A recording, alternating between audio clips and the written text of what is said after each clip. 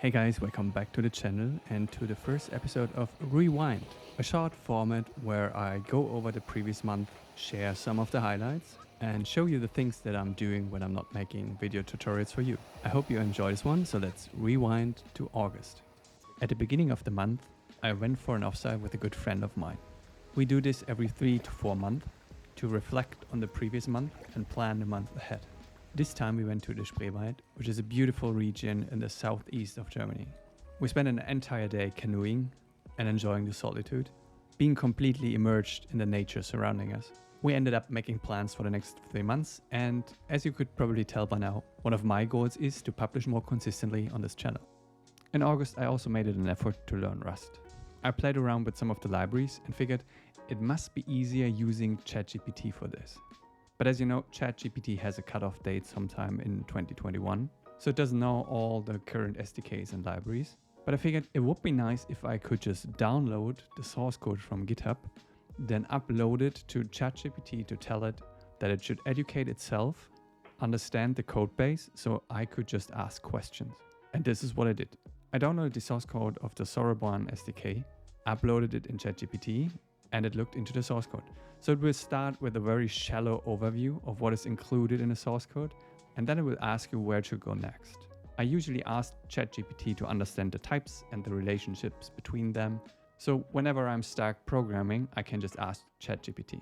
This way I can keep a thread per library or SDK that I want to explore. I also discovered a new use case for GitHub Copilot. I was writing the tutorial for the previous video using Visual Studio Code because all of the content is written in Markdown files. So naturally in Visual Studio Code, GitHub Copilot is enabled. And as I was pasting in code snippets, it started suggesting blocks of text that I could just copy and use. Since I gave it the code snippets, it understood the context and made actually pretty good predictions. So I ended up using quite a few of them. At this part of the video, I have to confess that I'm a huge productivity nerd, and I also try to make sure that my routines are as smooth as possible. And that includes nutrition. So I'm not someone who needs breakfast because I'm usually not hungry in the morning, so I often have my first meal of the day around noon.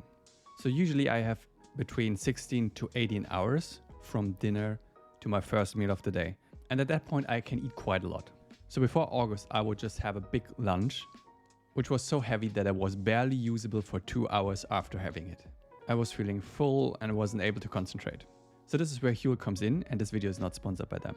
Using just water and some powder, I can just shake my lunch, and that has all the nutrients that I need. But what really got me hooked is that after I eat it, I don't feel full, and I don't have that crash in the afternoon. And I'm not hungry either. I just feel good, and I just can continue my work. So this is something that I've changed in August, and I plan to continue doing this for the next month.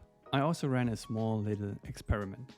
As some of you may have seen, I created a new logo, the squid that you can see at the bottom of the screen. The logo has been created by a very talented designer by the name of Korn, who I have worked with for the last 10 plus years. And I thought it would be fun to have my own stationery because I like notebooks, I like pens. I looked for suppliers on Alibaba.com who could create notebooks that look and feel very similar to the Moleskine or the Leuchtturm notebooks that I usually use. Eventually I found someone and I've sent them the logo, and I ordered an initial batch of 200 notebooks in the colors green, yellow, blue and red. These notebooks use the dot grid design, and I'm actually quite happy with how they have turned out. I also ordered a bunch of vintage pens. They are not branded, but I really like them for their color. I might end up putting the merch on YouTube if someone's interested in having it. But if you happen to be one of my newsletter subscribers, I might send a few packages to some random subscribers. And that's it for this rewind. I hope you enjoyed it. Let me know what you think, and I see you next month.